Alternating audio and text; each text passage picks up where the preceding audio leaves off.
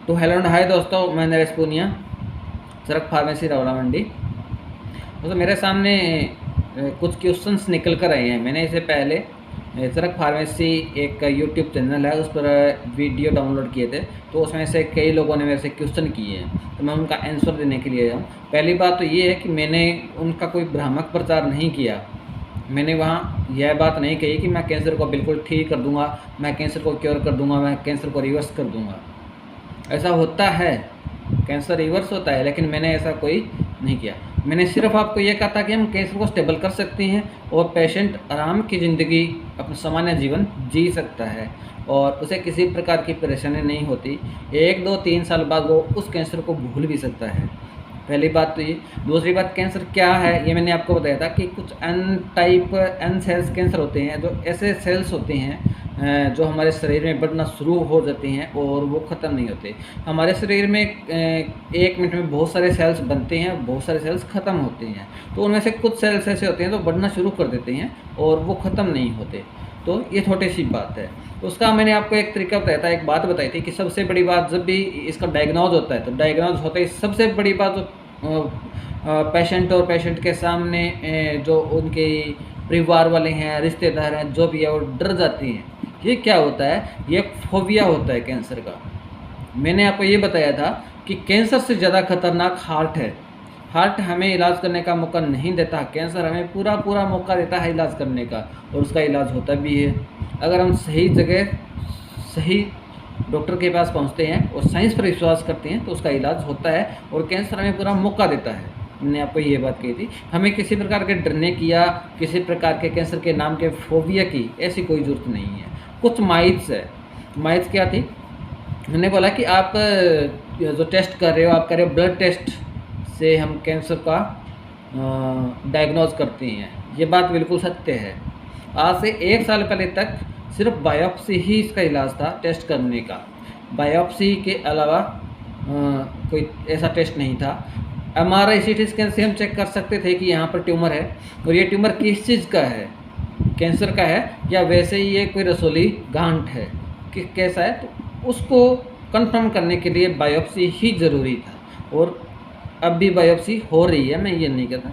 Biopsy एक अच्छा test है, लेकिन ये 50 साल से 60 साल से लगातार चलता आ रहा है, पुराना मेथड है। अब नया मेथड क्या है? इस मेथड में हम कैंसर की 8 से 10 प्रकार की जांचें जो है वो खून से कर सकते हैं, और हम उसका पता लगा सकते हैं कैंसर किस टाइप का है और किस ऑर्गन क्या है। तो ये एक अलग से जो नई टेक्निक आई है, ये वो है। इसमें कुछ भी भ्रामक नहीं है। ये धीरे धीरे सबके सामने आ जाएगा। जो डॉक्टर्स हैं, ऑन्कोलॉजिस्ट है, वो भी इसका यूज़ करना शुरू कर देंगे। और अब मैं शुरू कर रहा हूँ तो इसका मतलब ये नहीं है कि हमें उन टेस्ट पर विश्वास नहीं है या नहीं है। हमें पूर्णतः उन पर विश्वास है और हम उनका फॉलोअप कर सकते हैं। इस टेस्ट से आरामदारी ये होगी, सुविधा हमारे लिए हो जाएगी। इस प्रकार से हम एक शुगर के पेशेंट का फॉलोअप करते हैं। शुगर का पेशेंट आता है, उसका ब्लड शुगर लेवल जो होता है वो 500 होता है या 550 होता है। तो हम उसको ट्रीटमेंट देते हैं, मेडिसिन देते हैं कि आप ये मेडिसिन लीजिए और 7 दिन बाद वापस आइए। 7 दिन बाद वापस जब आता है तो हम उसका फॉलोअप करते हैं। कैसे करते हैं? हम दोबारा उसका जो है डायबिटीज़ है उसकी जांच करते हैं, शुगर की जांच करते हैं। अब उसका शुगर घटकर 200 आ गया तो हमें ये पता चल गया कि जो हमने मेडिसिन दी थी उस मेडिसिन का असर ये है कि इसका शुगर लेवल है वो डाउन आ गया और कंट्रोल में भी है। तो उसी प्रकार से कैंसर का भी यही इलाज हो जाएगा कि इस प्रकार से हमने मरीज़ को 20 दिन की दवाई दी और 20 दिन के बाद वो वापस आ रहा है फॉलोअप के लिए। वहाँ पर हम वो जो टेस्ट है वो दोबारा परफॉर्म करेंगे। परफॉर्म करने पे हमें पता चल जाएगा कि जो हमने ट्रीटमेंट दिया है वो पेशेंट को कहाँ तक ठीक कर रहा है, उस ट्रीटमेंट से पेशेंट ठीक हुआ है या नहीं हुआ है। एक तो ये बात।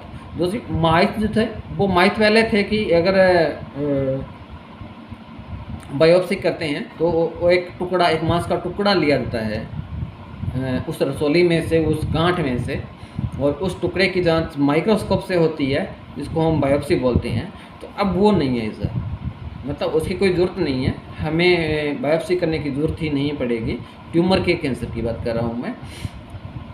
इसका जो टेस्ट है वो हम खून से करेंगे और खून से ही उसका फॉलोअप करेंगे। तीसरी बात, एक भ्रामक प्रचार की बात करें तो कैंसर बहुत से टाइप का होता है। काफ़ी टाइप के कैंसर होते हैं। एक कई कैंसर ऐसे भी होते हैं जो हमें इलाज का बिल्कुल मौका नहीं देते, मतलब जिस प्रकार से डायग्नोज हुआ है और डायग्नोज होने के 20 दिन, महीने या 2 महीने बाद ही पेशेंट की डेथ हो जाती है, उस पर किसी भी ट्रीटमेंट का कोई भी असर नहीं होता। इस प्रकार के भयानक कैंसर भी पेशेंट्स को होते हैं, तो उस पर कोई दवाई असर नहीं करती, कोई कीमोथेरेपी, कोई रेडियोथेरेपी, कोई इम्यूनोथेरेपी, कोई भी थेरेपी उस पर असर नहीं करती। ये हमने देखा है, होता भी है। मतलब ऐसा नहीं है कि हमारे पास 100 पेशेंट आ रहे हैं 100 के 100 ठीक हो जाएंगे। उनमें में से ये कह रहा हूँ कि 80 जो पेशेंट है, 80 पेशेंट उनमें से जो 20 पेशेंट है वो ठीक नहीं होंगे, और ठीक नहीं होंगे तो उनका ट्रीटमेंट चेंज करना पड़ेगा या उनको हैवी ट्रीटमेंट देना पड़ेगा, उनको अलग से ज़रूरत पड़ जाएगी। लेकिन जो 80 पेशेंट है, 80 में से 50% ऐसे हो जाएंगे जो हमारे स्टेबिलिटी में आ जाएंगे, मतलब उनको हम स्टेबल कर लेंगे। और जो पीछे बचते हैं 35 मरीज़, वो 35 मरीज़ ऐसे होंगे उनका फॉलोअप की ज़रूरत पड़ेगी हर 7 दिन में, कि उनको हमारी दवाइयों का असर हो भी रहा है, और जैसे ही हमारी दवाइयाँ बंद हो रही है तो वो ज़्यादा भी हो रहा है। तो ऐसे पेशेंट भी होते हैं। तो इसमें सब कुछ होता है,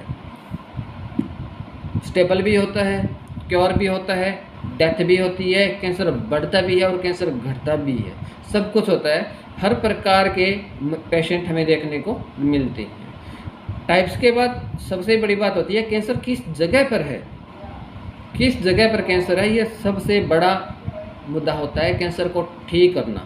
मान लिया कैंसर लंग्स में है, लंग्स का कैंसर खतरनाक होता है, उसको ठीक करना थोड़ा मुश्किल होता है। आइसोफेक्स का कैंसर खतरनाक कैंसर होता है, लीवर का कैंसर खतरनाक कैंसर होता है। तो इस प्रकार से काफ़ी कैंसर्स हैं जो कैंसर खतरनाक होते हैं, ऑर्गन को प्रभावित करते हैं, और करते करते वो जो हमारे ऑर्गन है वो उन ऑर्गन को काम करने से रोक देती हैं और पेशेंट डेथ की ओर चला जाता है। ऐसे पेशेंट भी हैं। ऐसा मैं ये नहीं कहता कि जो लीवर में अगर किसी के ट्यूमर हुआ है तो वो ठीक नहीं होगा या वो स्टेबल नहीं होगा, वो भी स्टेबल होते हैं। सब कुछ होता है, मतलब वो हमें स्टेबल देखने को मिलते हैं और नहीं भी देखने को मिलती हैं, ये सारी बातें होती है। बात रही ट्रीटमेंट की, ट्रीटमेंट एक कैंसर जिसको हम ग्रेड बोलते हैं, ग्रेड बोल सकते हैं या स्टेज बोल सकते हैं। ट्रीटमेंट उस स्टेज पर डिपेंड होता है कि पेशेंट किस स्टेज पर हमारे पास है, उसका जो कैंसर का स्टेज है वो क्या है।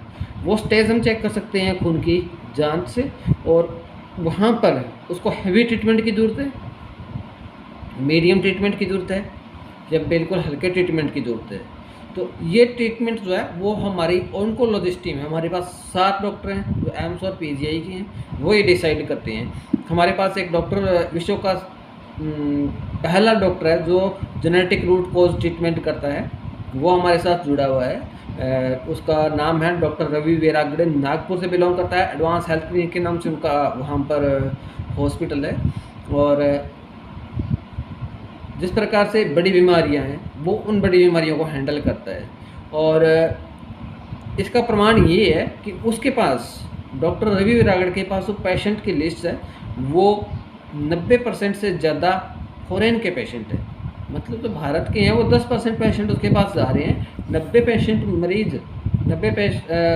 जो मरीज़ है वो उसके पास विदेश से आ रहे हैं। तो उसके पास तो कुछ खास है ना, वो क्योर करता भी है, ट्रीटमेंट भी करता है, माइंड इम्प्लांटेशन करता है, और पेशेंट ठीक भी होते हैं और उनके रिज़ल्ट मैंने देखे भी हैं। तो उनका भी मैं कोई भ्रामक प्रचार नहीं कर रहा। अगर ज़रूरत पड़ती है हमें कुछ ज़्यादा ही, अगर ऐसे पेशेंट होते हैं तो हम उनकी सहायता भी लेते हैं।